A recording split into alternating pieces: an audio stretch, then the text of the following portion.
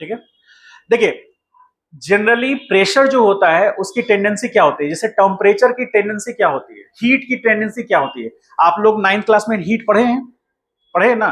तो हीट की टेंडेंसी होती है कि हाई टेम्परेचर जोन से वो लो टेम्परेचर जोन में आएगा। क्लियर, सही बात है कि नहीं। तो हाई टेम्परेचर जोन से लो टेम्परेचर जोन में आएगा। मान लीजिए आप इस क्लासरूम का टेम्परेचर अभी 20 डिग्री सेंटीग्रेड है सपोज करें, और एक कप आप कॉफी लेके आते हैं जिसका कि टेम्परेचर 80 डिग्री 80 डिग्री सेल्सियस है। तो क्या होगा कि उसका टेम्परेचर ज्यादा है, रूम का टेम्परेचर कम है, टेम्परेचर डिफरेंस कितना है, 60 डिग्री है।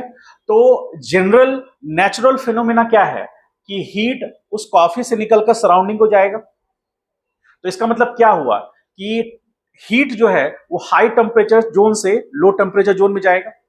ठीक है, तब तक जाएगा जब तक का दोनों का टेम्परेचर बराबर ना हो जाए। इसका मतलब है कि कॉफी का टेम्परेचर कितना हो जाएगा तब उसमें से हीट जाना कंप्लीटली बंद हो जाएगा, 20 डिग्री सेंटीग्रेड, क्योंकि सराउंडिंग का टेम्परेचर तो उस छोटे से कॉफी के कारण बढ़ेगा नहीं। ठीक है, अब समझिए, अब हम लोग आते हैं प्रेशर पर। तो जैसे नेचुरल फिनोमेना है कि हीट हाई टेम्परेचर जोन से लो टेम्परेचर जोन जाएगा, उसी तरह नेचुरल फिनोमेना है कि प्रेशर जो है वो हाई प्रेशर जोन से लो प्रेशर जोन में जाएगा। ठीक है, और ये टेंडेंसी होती है। अब जैसे हम बात करते हैं वैक्यूम का, तो वैक्यूम में क्या होता है कि एटमॉस्फेरिक टेम्परेचर जो है, सॉरी एटमॉस्फेरिक प्रेशर जो है उससे वो कम प्रेशर है। कभी आप लोग ने वैक्यूम क्लीनर देखा है, कभी देखा हो टीवी में या कहीं पर, स्मार्टफोन वगैरह इतना यूज करते हैं देखा होगा। तो वैक्यूम क्लीनर में क्या होता है कि जो उसका स्टार्टिंग का इनिशियल वाल्व होता है, वहां पर जब वो ऑन होता है तो वहां पर जहां कुछ डस्ट होता है उसको खींच लेता है, सकिंग प्रोसेस होता है। तो होता क्या है कि वो वैक्यूम क्लीनर उस ट्यूब में एटमॉस्फेरिक प्रेशर से कम प्रेशर रखता है, जिस कारण से टेंडेंसी क्या होती है, एटमॉस्फेरिक प्रेशर से कम प्रेशर है, और प्रेशर की टेंडेंसी क्या है, हाई प्रेशर से लो प्रेशर में जाना। तो उसके साथ साथ जितने डस्ट पार्टिकल है वो उसके अंदर आ जाते हैं। और जैसे कल परसों मैंने बताया था, जो भी हो, परसों मैंने बताया था कि यदि आप साइकिल के ट्यूब में एयर फिलअप किया हुआ है, आप उसके वॉल्व को रिलीज करेंगे तो एयर अपने आप रिलीज हो जाएगा। क्यों आप उसको फोर्सफुली रिलीज करते हैं? नहीं, क्यों? क्योंकि ट्यूब के अंदर प्रेशर ज्यादा है और एटमॉस्फेरिक प्रेशर कम है, तो उसको हम लोग बोलते हैं gauge pressure. The pressure which is greater than atmospheric pressure is called gauge pressure, और pressure which is lower than atmospheric pressure is called vacuum pressure. ठीक है, तो वैक्यूम प्रेशर एटमॉस्फेरिक प्रेशर से कम होता है, गेज प्रेशर एटमॉस्फेरिक प्रेशर से ज्यादा होता है। ठीक है, तो प्रेशर की टेंडेंसी क्या है, हाई प्रेशर से लो, हाई जोन से लो जोन में आना। जैसे पानी की टेंडेंसी क्या है, वाटर फ्लो करने की टेंडेंसी क्या है, हाई पोटेंशियल से लो पोटेंशियल की तरफ जाना। तो जैसे हम लोग घर पे हाउस होल्ड वर्क में क्या करते हैं कि पानी का टंकी टॉप पे रखते हैं, क्यों? क्योंकि उस पे हमने पानी एक बार टैंक में फिलअप कर दिया मोटर के हेल्प से, तो अब उसको रिलीज होने के लिए हमको मोटर की जरूरत नहीं है, वो अपने आप पाइप के थ्रू नीचे आ सकता है, क्योंकि उसकी टेंडेंसी है हाई पोटेंशियल जोन से लो पोटेंशियल जोन में आने की। उसी तरह ये नेचुरल फिनोमेना है। उसी तरह एयर का फ्लो किधर होगा, हाई पोटेंशियल जोन से लो पोटेंशियल जोन। तो वैक्यूम प्रेशर और जो एटमॉस्फेरिक प्रेशर है, तो ज्यादा कौन है उसमें?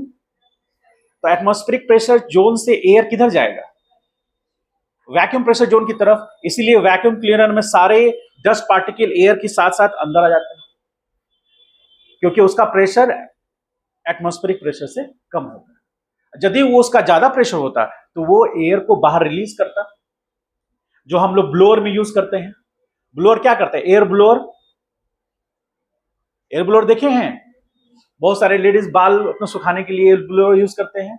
तो हवा चलता है, पता है ना, तो क्या हवा को रिलीज कर रहा है, फिर फोर्सफुली रिलीज कर रहा है, समझे। तो हवा क्यों जा रहा है, क्योंकि वहां का प्रेशर एटमॉस्फेरिक प्रेशर से ज्यादा है, समझ गए।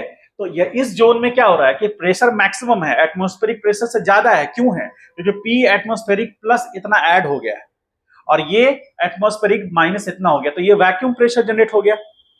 तो वैक्यूम को फिलअप करने के लिए फिर से एयर उधर आएगा। तो सिचुएशन कैसा होगा, जैसे मान लीजिए कि ये जोन अभी ये और ये एक इमेजिनरी बाउंड्री है, ध्यान समझिएगा कैसे साउंड प्रोपेगेट होगा। तो ये दो जो है, ये दो बाउंड्री इमेजिनरी बाउंड्री है। तो अभी रेफ्रैक्शन है, रेफ्रैक्शन हो रहा है, तो अभी कॉन्ट्रैक्शन होने के लिए इसके इधर वाला एयर इसको प्रेस कर रहा है, ठीक है, इसके इधर वाला एयर इसको प्रेस कर रहा है, तो ये बाउंड्री इधर शिफ्ट होगा, ये बाउंड्री इधर शिफ्ट होगा, और इधर का एयर इसको इधर प्रेस कर रहा है, इसके इधर का एयर उसको नेगेटिव एक्स में प्रेस कर रहा है, और इसके इधर का एयर इसको पॉजिटिव एक्स में प्रेस कर रहा है। तो ये कंप्रेशन में आएगा, तो ये अपनी जगह रहेगा, ये कंप्रेशन में आया, और यहां प्रेशर बढ़ रहा है, बढ़ रहा है, बढ़ रहा है, बढ़ रहा है, और इसका प्रेशर इस साइड में मान लीजिए 10 पास, सपोज करें 10 0.01 पास्कल है, ठीक है, 0.01 पास्कल सपोज, और इधर का एयर जो अभी आ रहा है वो 0 पास्कल पर है। तो जैसे जैसे प्रेशर बढ़ेगा, जब तक प्रेशर कब तक बढ़ेगा, तब तक इसका भी 0.01 पास्कल ना हो जाए तो आएगा। अब इसका प्रेशर और ज्यादा हो गया है, अब ये पिक पोजीशन पे है, 0.01 पास्कल कंप्रेशन में आ गया, अब यहां से ये इधर तो जाएगा नहीं, तो अब ये रिलीज होगा, ठीक है। तो यहां से यहां आने में कॉम्प्रेशन हुआ, फिर रेयरफ्रेशन हुआ, फिर कॉम्प्रेशन हुआ, फिर रेयरफ्रेशन हुआ, और इस तरह से साउंड उसके साथ प्रोपेगेट किया। और जब वो साउंड हमारे ईयर ड्रम से टकराता है तो वो हिट करता है ईयर ड्रम को, हमारे सेंसर उसको सेंस करते हैं। तो अलग अलग बीट का, जैसे हम कोई वर्ड दूसरा बोलेंगे और कोई दूसरा वर्ड बोलेंगे, उसका बीट करने, उस पर जो हिट करने का जो फ्रीक्वेंसी होगा वो अलग अलग होगा, इसलिए हमारा सेंसर उसको अलग अलग सेंस करेगा, हमारा सेंसर अलग अलग से सेंस करेगा उसको, तो वो अलग अलग वर्ड, अलग अलग लेटर्स को डिस्टिंग्विश कर पाता है, ठीक है। सारे वर्ड एक ही लेटर से बने होंगे तो वर्ड्स में डिफरेंस ही नहीं पता चलेगा, इसीलिए हम उसको डिस्टिंग्विश नहीं कर पाएंगे कि ये वर्ड अलग है उससे कि नहीं, ठीक है। मतलब हम जब अ बोलते हैं तो अ का मतलब ये नहीं कि ब्रेन उसको अ समझता है, ब्रेन अ और क को अलग अलग समझता है बस, और ऐसा फ्रीक्वेंसी के वर्ड लेटर का नाम हमने अ रख दिया है। कोई उसको यदि तमिल में रखेगा तो कुछ और रखेगा, समझ गए ये बात। तो इसीलिए एक्सेस प्रेशर मतलब मैक्सिमम मिनिमम डिस्प्लेसमेंट होगा, क्योंकि कंप्रेस्ड होगा वो, और जब हमारा मिनिमम प्रेशर होगा उस केस में पार्टिकल जो होगा वो एक दूसरे से ज्यादा डिस्टेंस पे होगा, यानी कि उस समय मैक्सिमम रिफ्रैक्शन होगा। समझ पाए इस बात को? इसी का हम लोग ग्राफ भी देखेंगे, इसको जस्ट लिख लीजिए, उसके बाद ग्राफ देखते हैं। लिखिए,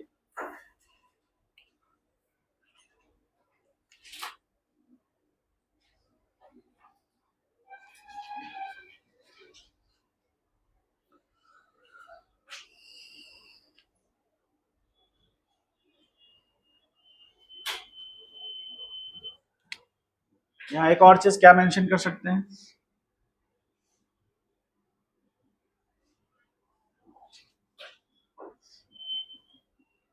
डेंसिटी ऑफ एयर पार्टिकल,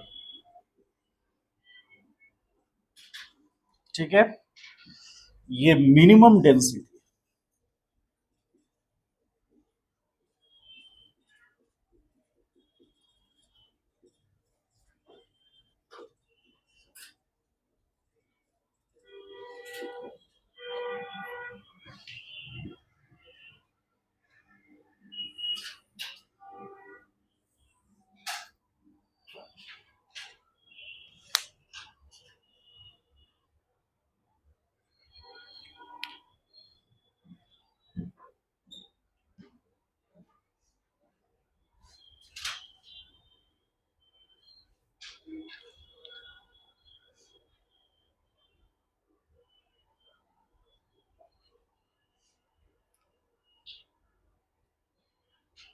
तो फास्ट लिखिएगा, आगे से ग्राफ देखेंगे, उसके बाद आज पढ़ेंगे हम लोग, साउंड खत्म हो जाएगा आज, velocity of sound wave.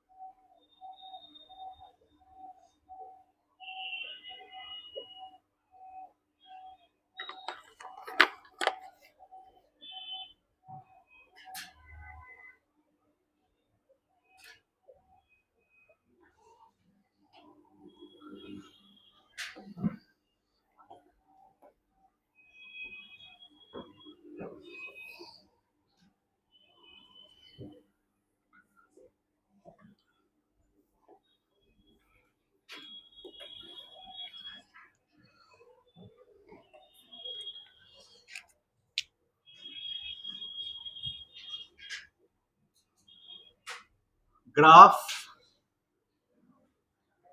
Between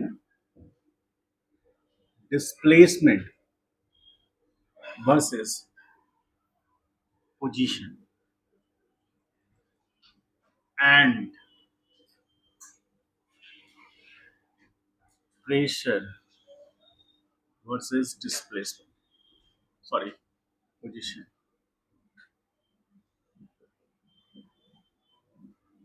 दोनों ग्राफ लेके चल रहे हैं हम लोग। देखिए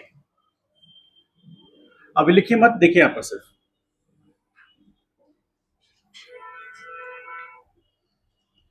सपोज करें कि हम लोग पहले लेके चलते हैं, डिस्प्लेसमेंट ले ले या फिर प्रेशर ले ले, कोई इशू नहीं।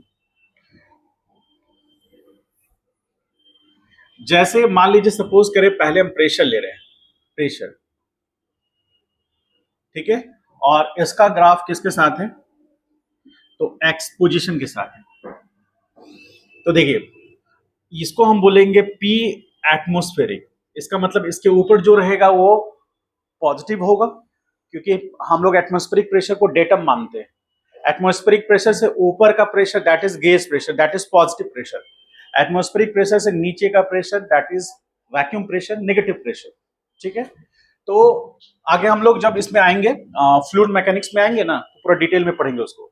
अभी देखिए यहाँ पर, तो यहां पर मान लीजिए ये पोजीशन है, तो ये पोजीशन क्या कहलाएगा, पी एटीएम प्लस बीटा के एस नॉट, ये कहलाएगा ये पोजीशन।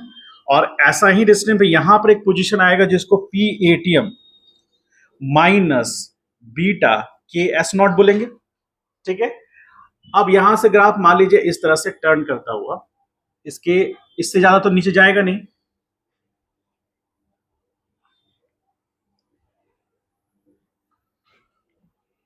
ठीक है।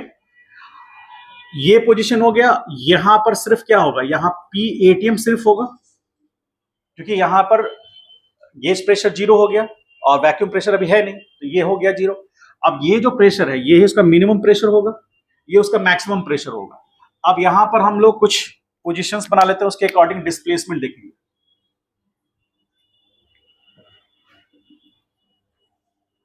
तो अब हमको ये देखना है कि इस पोजीशन पे, इसको थोड़ा छोटा बनाए तो और आगे डिटेल समझ में आ, रुक जाइए, इसको थोड़ा छोटा बनाते हैं, नीचे में हम इसके कॉम्प्रेशन एंड रेफ्रिजरेशन को दिखा सकते हैं।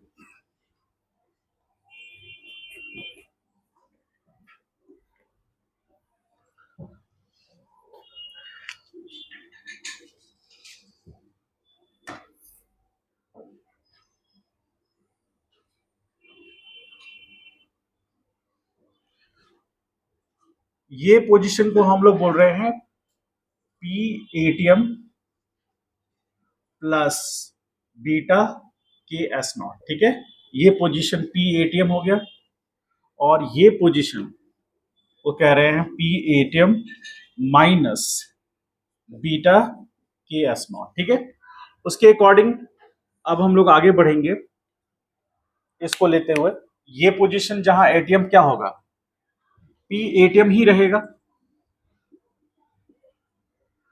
अब यहां पर इस पोजीशन पे हम लोग यहां से एक्स लेते हैं, ये भी एक्स है, तो ये था प्रेशर, प्रेशर वर्सेस, ये कौन सा ग्राफ था, प्रेशर वर्सेस डिस्टेंस, ठीक है। और ये जो ग्राफ है इसमें ये पोजीशन हम बोलेंगे जो कि हमारा एस नॉट होगा, ये पोजीशन, और ये पोजीशन जो होगा दैट इज ये हमारा मिनिमम होगा, एस नॉट मिनिमम, और ये मैक्स। हालांकि ये दोनों ही मैक्सिमम होगा, ये पॉजिटिव होगा और ये नेगेटिव होगा। इस केस में जहां पर ये कैसा कर्व है, ये है DP is equal to P naught cos omega T minus के एक्स प्लस फाइव नॉट है, और यहां पर जो कर्व बनेगा वो साइन का होगा, तो सिचुएशन कुछ इस तरह का होगा।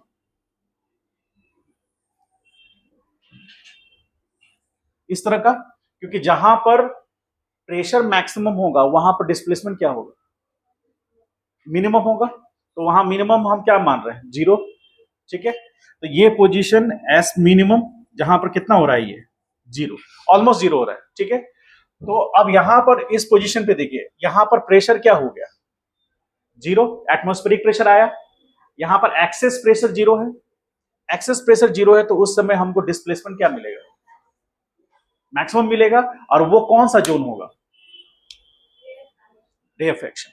अब इसको ऐसा समझिए, हमारे पास एक रिलेशन था डीपी इज इक्वल टू, क्या रिलेशन आया था? DP is equal to minus beta, या फिर DP upon del S upon del x. क्या किए थे यहां पर? टी को क्या किए थे? कांस्टेंट। क्या रिलेशन आया था? बीटा इक्वल टू आया था ना ऐसा, ठीक है। तो DP is equal to minus beta del S upon del X कर सकते हैं, ठीक है। अब आप यहां पर से ये समझिए कि ये कुछ उसी तरह का रिलेशन है जो कि स्पीड में हम लोग लाए थे। Speed of wave particle is equal to, क्या आया था? Speed of wave particle equal to क्या आया था? किसी को याद है?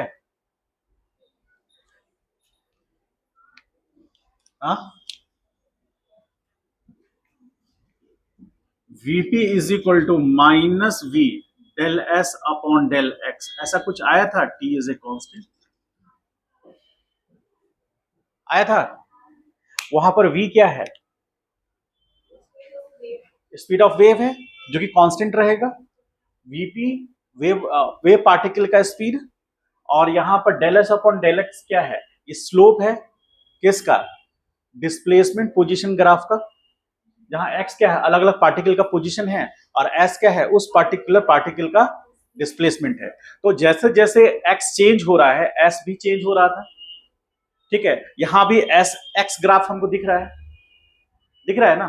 तो यहां पर हमारे पास रिलेशन, तो यहां पर स्लोप ऑफ किसका? एस एक्स ग्राफ का स्लोप है ये। तो हमको यहां पर मिल रहा था क्या? स्पीड। यहां पे आएंगे तो एस एस ग्राफ का स्लोप है, तो हमको क्या मिल रहा है? चेंज इन प्रेशर, ठीक है।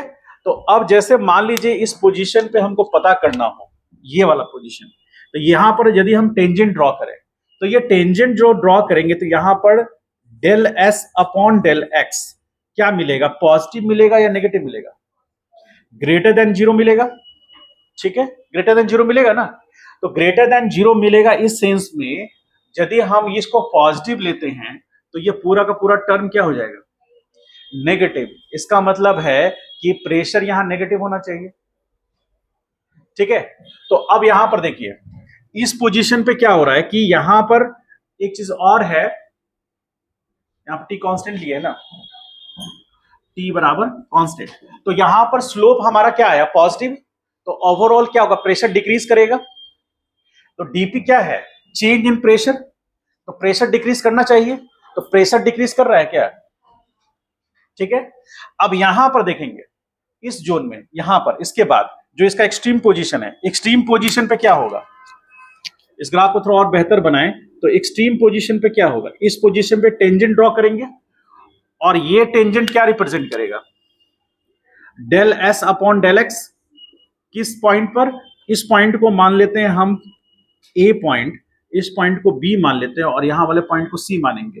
तो हम कहां की बात कर रहे हैं? बी पॉइंट का। और ये क्या होगा? तो जब स्लोप जीरो होगा तो डीपी क्या होगा? जीरो। यानी एक्सेस प्रेशर यहां क्या होगा? तो एक्सेस प्रेशर यहां जीरो है। यहां जो भी प्रेशर है वो कौन सा है? Atmospheric pressure. एटमॉस्फेरिक प्रेशर से ज्यादा प्रेशर नहीं है। समझ पा रहे हैं कुछ? अब जैसे इसके आगे आते हैं बी और सी, इस पॉइंट को हम डी मान लेते हैं, इस पॉइंट को ई मान लेते हैं, इस पॉइंट को एफ मान लेते हैं। तो हम देखते हैं बी से डी के बीच में, तो सी पॉइंट लेते हैं। तो सी पॉइंट पे टेंजेंट ड्रॉ करेंगे हम। ऑब्वियसली सी पॉइंट जो टेंजेंट ड्रॉ करेंगे वो स्लोप उसका पॉजिटिव होगा या नेगेटिव होगा? नेगेटिव होगा। तो यहां पर हम इसको ऐसे ड्रॉ कर सकते हैं, del S upon del X is greater than और less than zero. Less than zero तो नेगेटिव हो गया। यहां पर ये वैल्यू नेगेटिव है और ये minus minus plus. Change in pressure increase करना चाहिए। चेंज इन प्रेशर क्या होना चाहिए? तो यहां से इस पॉइंट से कहां गया ये पॉइंट? तो इस पॉइंट पर नेगेटिव स्लोप आया है ना, नेगेटिव स्लोप है। अब वहां पर माइनस माइनस क्या हो गया? प्लस हो गया। तो चेंज इन प्रेशर इंक्रीज करना चाहिए कि डिक्रीज करना चाहिए? चेंज इन प्रेशर इंक्रीज करना चाहिए। तो यहां इंक्रीज कर रहा है क्या? हम्म? हाँ माइनस में है लेकिन इंक्रीज कर रहा है। ठीक है, मतलब जैसे एक प्रेशर हुआ 0 से 2 पास्कल, 3 पास्कल, 4 पास्कल, ठीक है, और एक प्रेशर 0 से -2, -3, -4, नेगेटिव में है लेकिन बढ़ रहा है। ठीक है, तो इसके अकॉर्डिंग हम इसमें कन्वर्शन देख सकते हैं। अच्छा, इस दौरान में हम क्या ड्रॉ कर सकते हैं, यहां पर यदि छोटा सा हमको ड्रॉ करना हो तो यहां हम ड्रॉ कर सकते हैं। इस जोन को हम क्या बोलेंगे, ये जोन हमारा रिफ्रैक्शन होगा या कॉम्प्रेशन होगा। प्रेशर क्या हो रहा है, डिस्प्लेसमेंट क्या हो रहा है, तो इस जोन को हम रेयरफैक्शन ले सकते हैं। अच्छा, और इस यहां से इस जोन में, जैसे यहां से यहां इस जोन में, यहां ये एफ से लेकर के बी तक में क्या हो रहा है, स्लोप नेगेटिव होगा, स्लोप नेगेटिव होगा ना। तो स्लोप नेगेटिव कहने का मतलब यहां पर इस यहां से लेकर कहां, यहां से लेकर के यहां तक कर लीजिए। तो इसमें क्या हो रहा है, प्रेशर ड्रॉप हुआ, मतलब प्रेशर प्रेशर बढ़ा और फिर घटा, यहां से यहां तक प्रेशर बढ़ा और फिर प्रेशर घटा। तो प्रेशर बढ़ा और प्रेशर घटा, तो इस जोन को, इतने से जोन को हम क्या लेंगे, कंप्रेशन ले सकते हैं।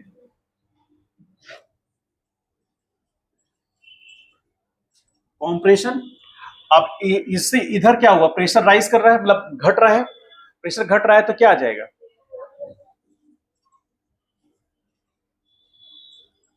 समझ पाए। तो इस तरह से हम इस रिलेशन को देखते हुए इस तरह से हम इसको डिफाइन कर सकते हैं। अब एक चीज और, यहां पर मान लीजिए कि डेल पी लेना हो, del p upon del x यदि हमको करना हो by keeping t as a constant, तो हम माइनस बीटा, तो यहां del two s upon del x square t बराबर कांस्टेंट, ऐसा लिख सकते हैं क्या, बोलिए, ले सकते हैं। तो इसको इक्वेशन नंबर आप उसके अकॉर्डिंग देख लीजिएगा, लास्ट क्लास में क्या इक्वेशन दिए थे फाइनल एक्सप्रेशन को, नहीं दिए थे तो दे दीजिएगा। किसको, डिस्प्लेसमेंट इक्वेशन को फर्स्ट नंबर दीजिएगा, प्रेशर इक्वेशन को सेकंड नंबर, इसको देंगे थर्ड नंबर और इससे देंगे फोर्थ नंबर। समझ में आया हो तो बताइए, आया है समझ में। ये पहले इतने दिनों में किए गए पापों का परिणाम है। तुम सबसे पहले जाकर मैथमेटिकल फिजिक्स देखो, मैथमेटिकल फिजिक्स जो है ना प्लेलिस्ट में, उसको जाकर देखो, उन्हें समझ में आएगा तो सब कुछ समझ में नहीं आएगा। चलिए क्वेश्चन लिखिए।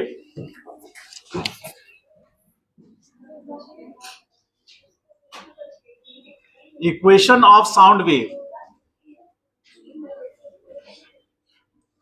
इज, क्वेश्चन लिखते जाइए, एक्सप्रेस्ड एज, कैसे लिखा हुआ है, s is equal to, sorry p के टर्म में है, यानी प्रेशर वेव दिया हुआ है, साउंड प्रेशर वेव लिख लीजिए यहां पर, प्रेशर वेव, तो P is equal to 0.02 sine 300t minus k into, sorry 9k, 9x दिया हुआ है, ठीक है। पूछ रहा है फाइंड, पहला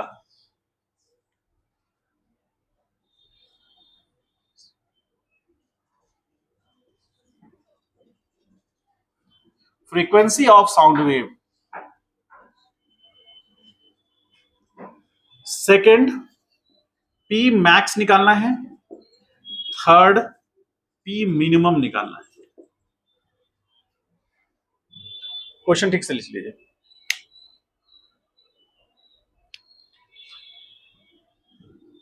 इफ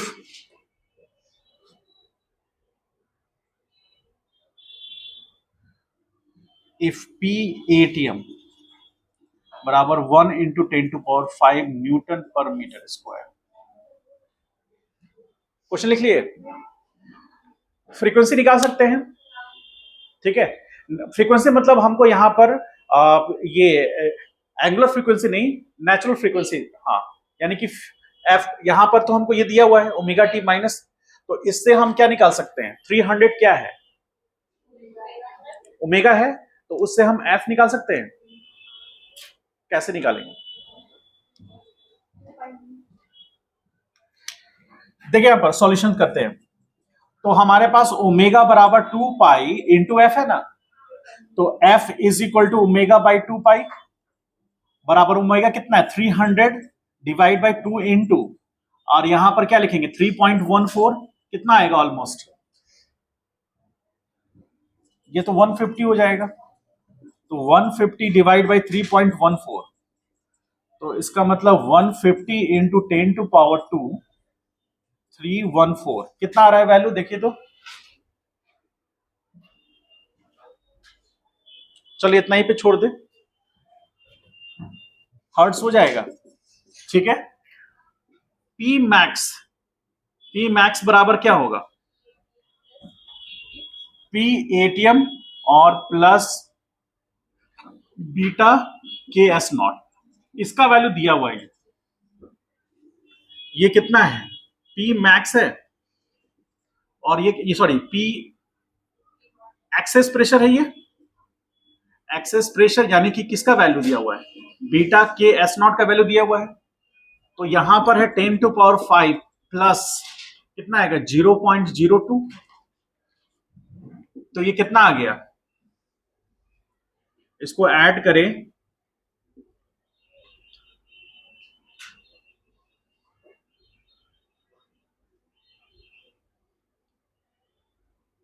1 इंटू 10⁵ प्लस 0.02, और ये प्रेशर जो होगा इसमें लेंगे हम,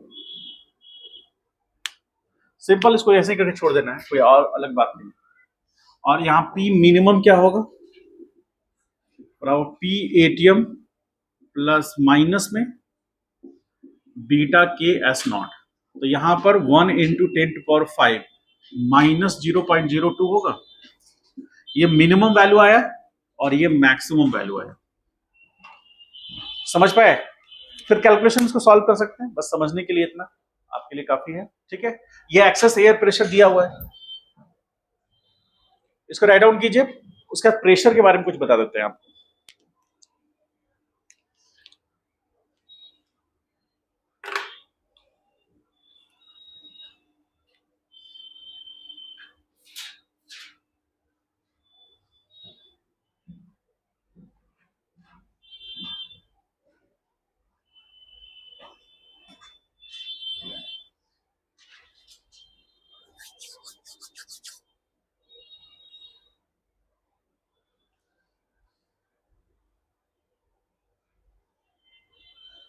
आज घर जाके अच्छे से रिवाइज कीजिएगा, जो डाउट होगी कल मॉर्निंग में लेके आइएगा, क्लास से पहले हम उस डाउट को सॉल्व कर लेंगे ताकि आप क्लास को अच्छे से कंप्लीट कर लें, ठीक है।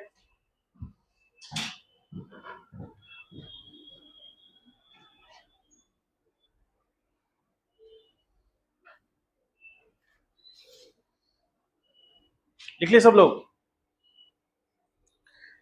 देखिए थोड़ा प्रेशर के बारे में यहां हम लोग देखते हैं।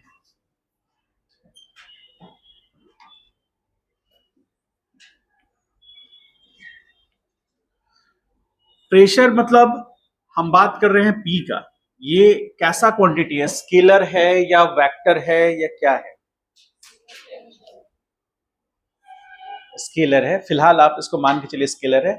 लेकिन जब आगे जाकर के इंजीनियरिंग में यदि मान लीजिए गलती से आप गए और मैकेनिकल सिविल आपने लिया, तो ये आप पढ़ेंगे टेंसर क्वांटिटी है, ये टेंसर जिसके पास एक से ज्यादा डायरेक्शन होता है, जैसे स्केलर है जिसके पास डायरेक्शन नहीं होता, स्केलर क्वांटिटी, वेक्टर जिसके पास एक पर्टिकुलर डायरेक्शन होता है, और टेंसर क्वांटिटी वो क्वांटिटी है जिसके पास मैग्नीट्यूड तो है ही, साथ साथ एक से ज्यादा डायरेक्शन है, और ये 2 डिग्री टेंसर में आता है। 0 डिग्री टेंसर मतलब स्केलर, 1 डिग्री टेंसर मतलब वेक्टर, और 2 डिग्री टेंसर मतलब ऐसा क्वांटिटी जिसमें मैग्नीट्यूड तो है ही, डायरेक्शन एक से ज्यादा है मतलब 2 है, ठीक है। दो इसलिए क्योंकि प्रेशर जो है वो एक प्लेन में वर्क करता है, तो बॉडी पर फोर्स लगा, परपेंडिकुलर फोर्स लगा और वो एरिया में डिस्ट्रीब्यूट हो गया, और एरिया 2 डायमेंशनल होता है, इसीलिए प्रेशर का यूनिट क्या होता है, यूनिट क्या होता है इसका, unit Newton per metre square होता है। क्यों होता है, क्योंकि प्रेशर प्रेशर कैसे डिफाइंड है? प्रेशर डिफाइंड है, मान लीजिए हमारे पास एक प्लेट है, हमने एक प्लेट रखा है जिस पर की फोर्स लग रहा है।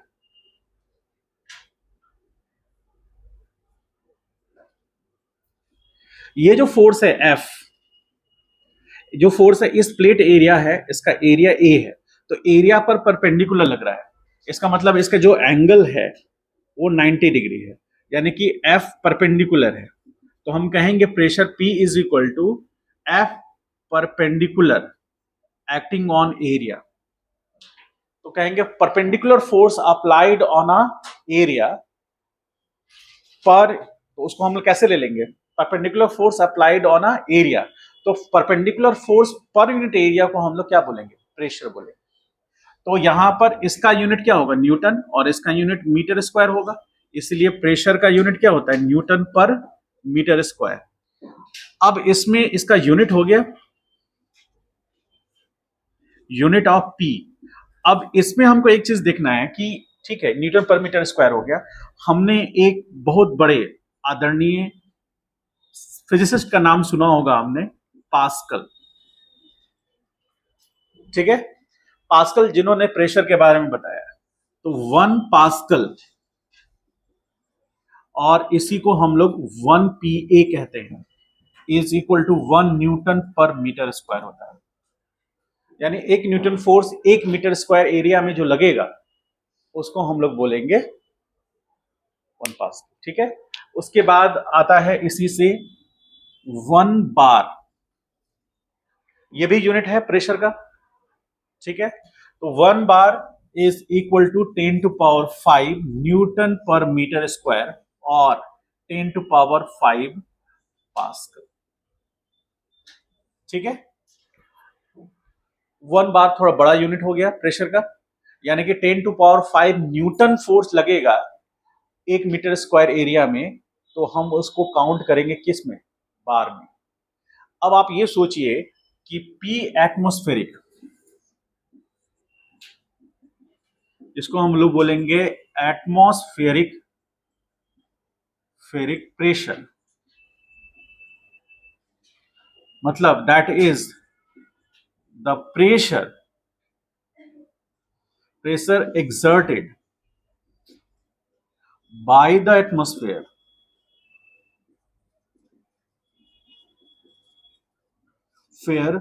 on a surface। चलिए एक चीज को समझते हैं। जैसे मान लीजिए सपोज करें हम ऐसा खड़े हैं, ठीक है, यदि ना समझ में आए तो आप सराउंडिंग बाहर ले सकते हैं हमको। ठीक है, मान लीजिए हम ऐसे खड़े हैं तो मेरे सर पे एयर का प्रेशर आ रहा है, क्या शोल्डर पे आ रहा है, या इस साइड में पोर्शन में सब बैक पैरों पर सब पे आ रहा है? क्यों है? क्योंकि हम एयर में डूबे हुए हैं। जैसे पानी में डूबा होता है इंसान, कोई ऑब्जेक्ट पानी में डूबा होता है, अभी हम लोग किस में डूबे हुए हैं?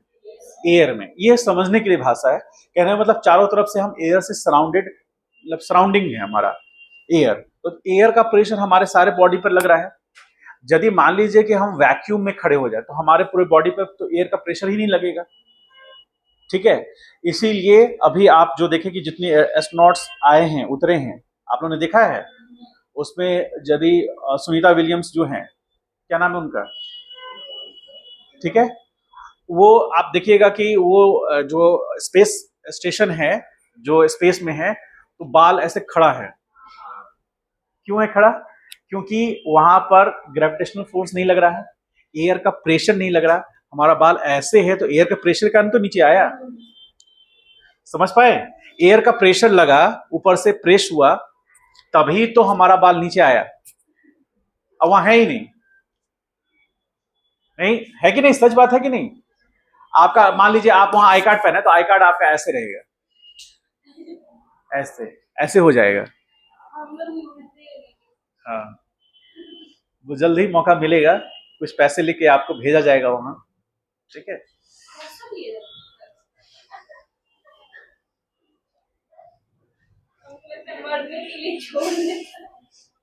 समझ गए? तो वहां पर क्या है? वहां एटमॉस्फेरिक प्रेशर नहीं है। अभी हमारे पूरे बॉडी पर चारों तरफ से एटमॉस्फेरिक प्रेशर एक्सर्ट हो रहा है। उसका एक मिनिमम अमाउंट होगा। तो 1 एटमॉस्फेरिक प्रेशर कितना होता है? अभी हम लोग यूज किए ना इससे पहले, PATM यूज किए, तो PATM से ज्यादा रहा तो उसको एक्सेस जो प्रेशर उसमें ऐड हो गया तो उसको हम मैक्सिमम प्रेशर बोले, और जब एक्सेस प्रेशर माइनस हो गया तो उसको हम मिनिमम प्रेशर बोले। ठीक है, तो उस केस में हमारा PATM, एक क्वेश्चन उठता है कि PATM कितना है। PATM मतलब एटमॉस्फेरिक प्रेशर अभी कितना है, वो हम पे लगे या किसी नॉन लिविंग ऑब्जेक्ट पे लगेगा, प्रेशर तो उतना ही लगेगा। तो प्रेशर का लिविंग नॉन लिविंग बॉडी से कोई अंतर नहीं है, यदि वो स्टेशनरी है तो उतना ही लगेगा। हाँ, लेकिन यदि वो कोई मूविंग ऑब्जेक्ट है, तो जैसे हम मान लीजिए खड़े हैं तो एयर ड्रैगिंग हमको फोर्स कम लग रहा है, लेकिन हम जब मूव करेंगे तो लगेगा एयर ड्रैगिंग फोर्स। ठीक है, इसीलिए जब आप बाइक पे चलेंगे या स्कूटी पे चलेंगे तो आपको हवा लगेगा। ठीक है, तो वो क्या होता है, एयर ब्लो नहीं कर रहा है, हम मूव कर रहे हैं तो उसके रिस्पेक्ट में रिलेटिव मोशन हो रहा है। तो इस केस में यदि आपसे पूछे कि 1 एटमॉस्फेरिक प्रेशर कितना होगा, प्रेशर ही ना होगा, तो 1 एटमॉस्फेरिक प्रेशर क्या होगा, कुछ याद है? आप लोग 9th क्लास में पढ़ना है, क्वेश्चंस बनाए होंगे इस पर। सब लोग 9th क्लास पास करके आए हैं, कुछ लोगों ने सीधे जंप किया 8 से 11। हाँ, ये 9th और 10th मेरे लिए नहीं बना। कोई लोग बोला होगा आपको कि स्कूल में बोला होगा कि बेटा बोर्ड एग्जाम देना होता है, बोला कि ये बोर्ड एग्जाम उन लोगों के लिए है, मेरे लिए डायरेक्ट हम 11th में आएंगे। ऐसा नहीं ना हुआ है? तो बताइए, बताओ 1 एटमॉस्फेरिक प्रेशर कितना होगा?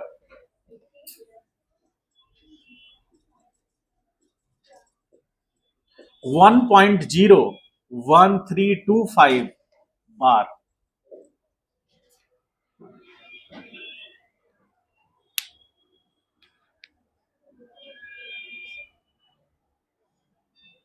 ये नंबर याद रखिएगा, ऐसे एग्जाम में कभी कभी गलती से दे देता है एज ए अंडरस्टैंडिंग के लिए, लेकिन आप ऑन एन एवरेज ये मान के चलेंगे कि 1 एटमॉस्फेरिक प्रेशर मतलब 1 बार।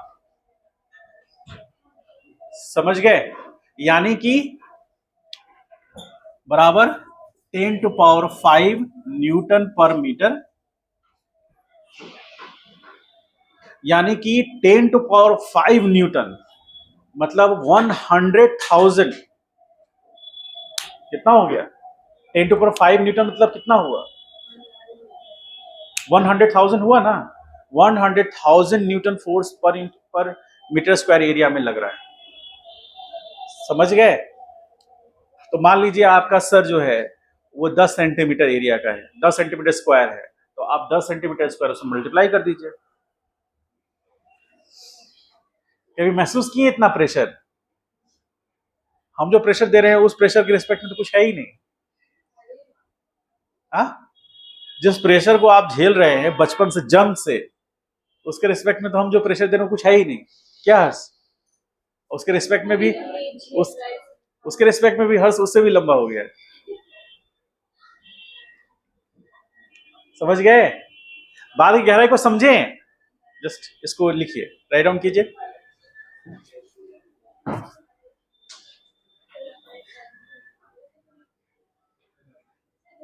चलिए आइए अब एक दो पॉइंट पढ़ते हैं।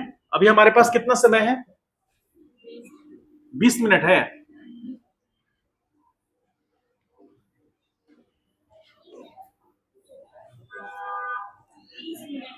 चलिए मॉड्यूल निकालिए तो सब लोग।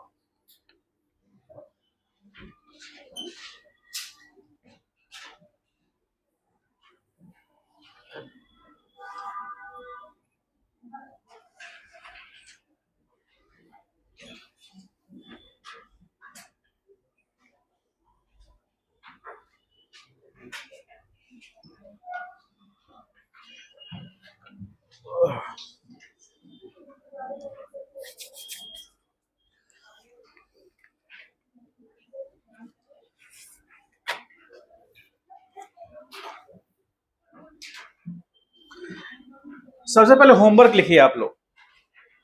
HW लिखिए, HW, और उसके बगल में लिख लीजिए FW। FW मतलब फ्यूचर वर्क, जो कभी नहीं होगा।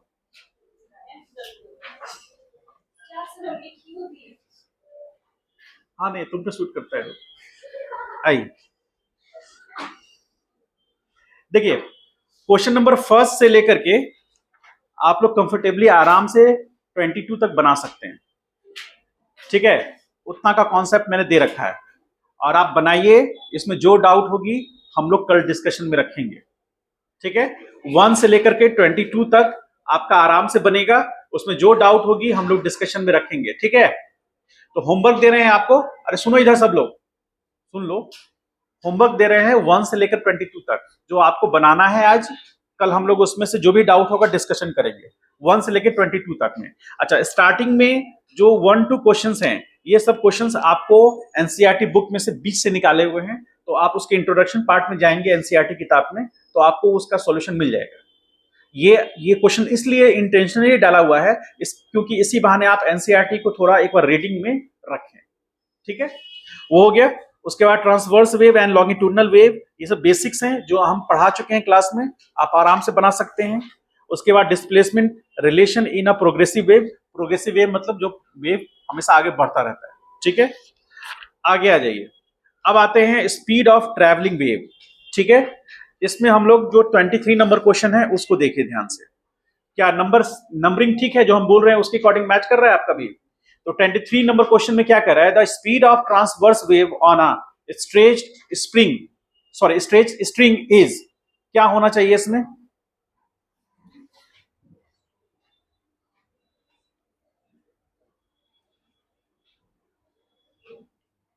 The speed of transverse wave on a stretched string is, एक है directly proportional to the tension in the string, second is directly proportional to square root of tension, third inversely proportional to the tension and inversely proportional to square root of tension. कौन होगा,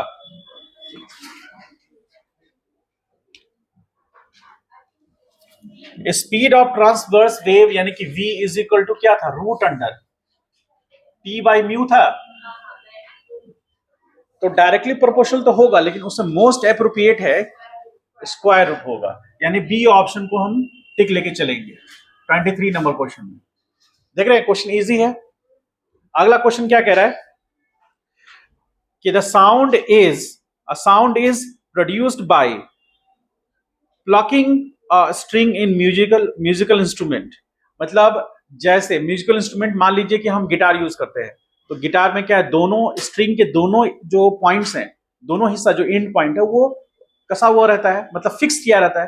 तो guitar में जब वो spring को हम लोग disturb करते हैं तो वो अपने दो एंड के बीच में ही ऑसिलेट करेगा, एक पर्टिकुलर उससे मतलब कि साउंड निकलेगा। तो उसी के बारे में कह रहा है, sound is produced by plucking a string in a musical instrument, मान लेते हैं गिटार।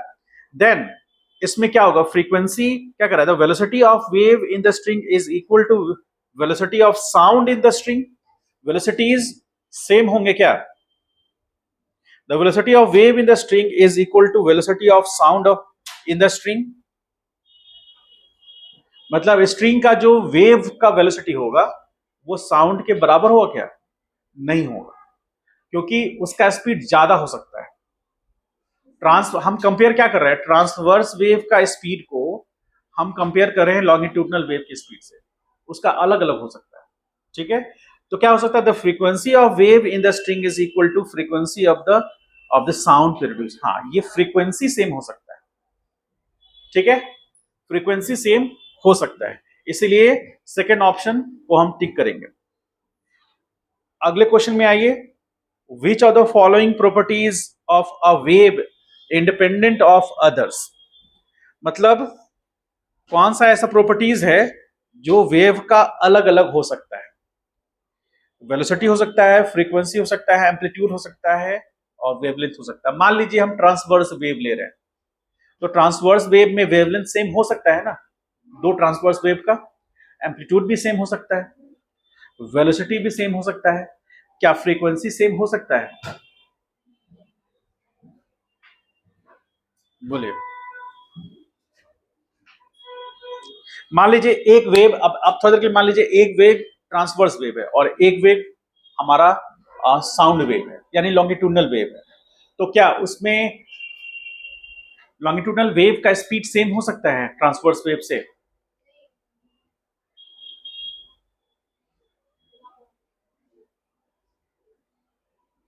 बोलिए। दो अलग अलग वेव हैं।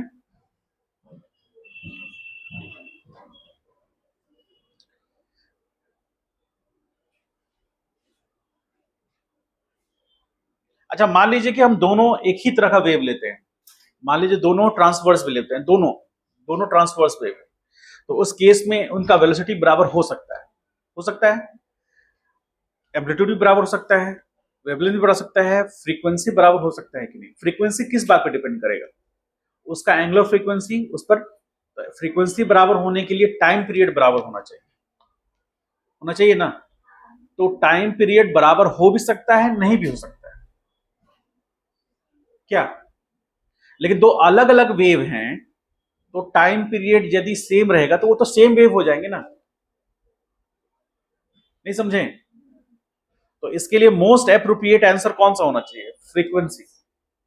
फ्रीक्वेंसी सेम होगा तो वेव दोनों सेम हो जाएगा। यदि मान लीजिए दो साउंड वेव हैं, दोनों का फ्रीक्वेंसी सेम है, तो हमको सेम सुनाई देगा वो। जैसे क्या? जैसे मान लीजिए कि कभी ऐसा आप देखे होंगे कि तीन चार सिंगर एक साथ गा रहे हैं, कभी देखा है ऐसा? हाँ, कहाँ देखे?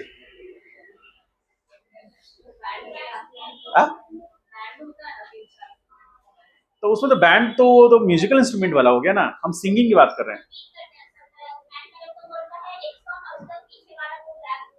हाँ, उसके साथ भी बोलते हैं, तो एक साथ सुनाई देता है। उसमें क्या है, उनका उनका क्या मैच कर रहा है? हमारे पास तो साउंड आ रहा है उसका, ठीक है, और वेव सेम रहा होगा, ठीक है। अच्छा, वो वेव का फ्रीक्वेंसी तो अलग अलग है, तब ना हमको डिफ्रेंशिएट कर पा रहे हैं उसको, समझ गए? तो साउंड उसका वेलोसिटी सेम हो सकता है, एम्पलीट्यूड सेम हो सकता है, उसका वेवलेंथ सेम हो सकता है, लेकिन फ्रीक्वेंसी सेम। फ्रीक्वेंसी किससे कनेक्ट होता है? टाइम पीरियड्स, ठीक है। आइए अगला क्वेश्चन में आते हैं। इसमें थोड़ा करेक्शन कर लीजिएगा। A transverse wave is represented by y equal to a sin omega t minus के एक्स। तो यहां पर टी जो लिखा हुआ है वहां पर ओमेगा टी कर लीजिएगा और माइनस के एक्स कर लीजिएगा, ठीक है। For what value of the wavelength is the wave velocity equal to wavelength is the wave velocity equal to maximum particle velocity. Question समझ में आ रहा है? पार्टिकल वेलोसिटी अलग चीज है, वेव का वेलोसिटी अलग चीज है। तो वो क्या कह रहा है कि वेव का वेलोसिटी किसके बराबर हो जाएगा? मैक्सिमम जो वैल्यू होगा पार्टिकल के वेलोसिटी उसके बराबर हो जाएगा, ठीक है। करते हैं कोशिश इसको, ध्यान से कोशिश कीजिए 2 मिनट के लिए।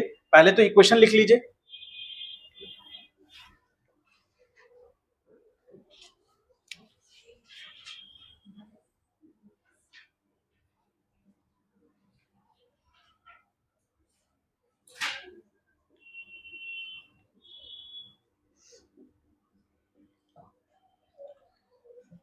ये इक्वेशन लिखा हुआ है ना। अब इसमें हमको एक चीज बताइए कि डेल वाई, सब लोग देखिए यहां पर, del y upon del t x as a constant, ये क्या रिप्रेजेंट करेगा? ये पार्टिकल का वेलोसिटी रिप्रेजेंट करेगा या वेव का वेलोसिटी रिप्रेजेंट करेगा? पार्टिकल का वेलोसिटी रिप्रेजेंट करेगा, ये वेलोसिटी ऑफ पार्टिकल होगा, होगा, ठीक। तो ये कितना होगा? a cos omega T minus के एक्स इंटू, क्योंकि x को कांस्टेंट रखे हैं ना, इसलिए ओमेगा इंटू 1 होगा, -0 होगा ऐसा, ठीक है। तो ये यही तो वेलोसिटी ऑफ पार्टिकल हुआ। तो वीपी इज इक्वल टू क्या हो गया? A omega cos omega T minus के एक्स हुआ। अब इसका मैक्सिमम वैल्यू यानी कि वीपी मैक्स कब होगा? ये तब होगा when cos omega T minus के एक्स इज इक्वल टू 1 होगा, क्योंकि कॉस का मैक्सिमम वैल्यू कितना हो सकता है? कभी कॉस थीटा बराबर 2 देखे हैं? कहीं देखे हैं क्या? अच्छा, कॉस थीटा बराबर 3/4 देखे हैं?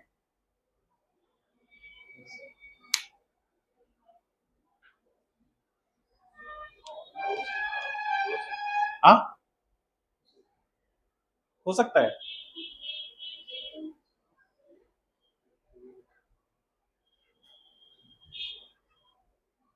यदि 3/4 करेंगे तो रेक्टेंगल बनेगा ही नहीं।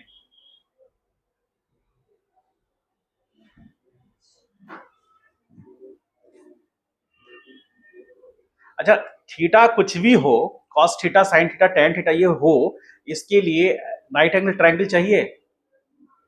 हाँ, अरे हाँ या ना, तो चाहिए। तो उसमें यदि 3/4 का रेशियो करेंगे, आपके मुताबिक बेस होना चाहिए 3 और हाइपोटेनस आना चाहिए 4। तो हाइपोटेनस तो बेस का स्क्वायर प्लस परपेंडिकुलर स्क्वायर का रूट होगा ना। तो 3/4 नहीं लगी, 3/5 ले सकते हैं। ठीक है, मतलब कहने का मतलब ये कि cos थीटा का मैक्सिमम वैल्यू 1 हो सकता है, जो कि cos 0 पे मिलेगा हमको, और उसका मिनिमम वैल्यू कितना हो सकता है, -1 हो सकता है ना, मिनिमम वैल्यू -1। वो कितने पे मिलेगा हमको, पाई पे मिलेगा। cos पाई का वैल्यू -1 हो गया, cos 0 का वैल्यू 1 हो गया। तो मैक्सिमम, हमको तो मैक्सिमम लेना है, क्वेश्चन में कह रहा है कि मैक्सिमम पार्टिकल स्पीड। तो हम यहाँ पर cos ओमेगा टी माइनस के को वैल्यू को हम क्या करेंगे, 1 लेंगे। उसके बेस पर हमको जो मिलेगा वही हमारा मैक्सिमम स्पीड होगा, दैट इज ए ओमेगा होगा। ये फर्स्ट इक्वेशन हो गया। अच्छा, और ये किसके बराबर होगा,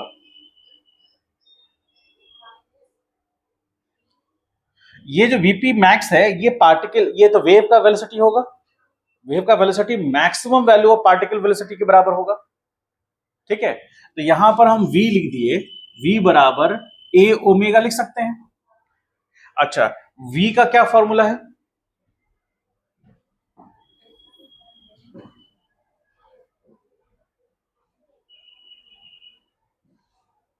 बोलिए।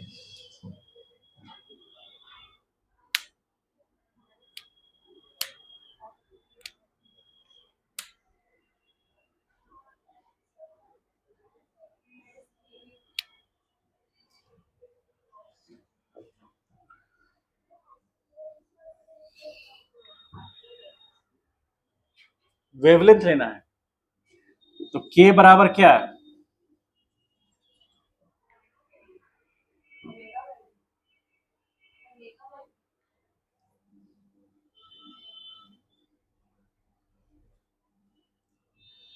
Omega by v is equal to k, और k मतलब 2 पाई बाई लैम्डा ले सकते हैं ना, क्योंकि हमको वेवलेंथ इंट्रोड्यूस करना है उसमें। ठीक है, तो हम यहां से क्या ले सकते हैं, यहां से ओमेगा बाई के इज इक्वल टू वी ले सकते हैं। और ये v क्या है, हुँ? तो पुट करेंगे तो क्या आएगा, पुट करेंगे तो ओमेगा बाई के इज इक्वल टू क्या आएगा, ओमेगा, अरे होगा ऐसा, ओमेगा कैंसिल हो गया, तो यहां पर क्या आ जाएगा, 1 इज इक्वल टू ए के लिखेंगे, लिखेंगे तो ए के इज इक्वल टू 1, और ए के का वैल्यू कितना, 2 पाई बाई लैम्डा लिखेंगे। तो इसका मतलब 2 पाई ए इज इक्वल टू,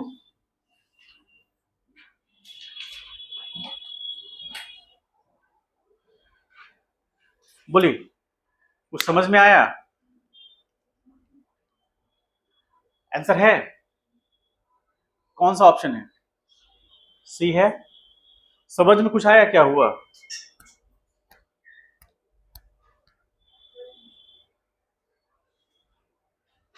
नहीं समझ में आया, वेवलेंथ को लाना है ना, इसलिए हम के को लाएंगे ना। इतना दुखी क्यों है सब। 27 खुद बनाइए, 27 आसान है, बनेगा खुद से।